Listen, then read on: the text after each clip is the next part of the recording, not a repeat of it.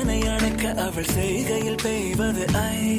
அவள் விழியின் கனிவில் எந்த உலகம் பணியும் சிறு நோய்கள வையமில்லை.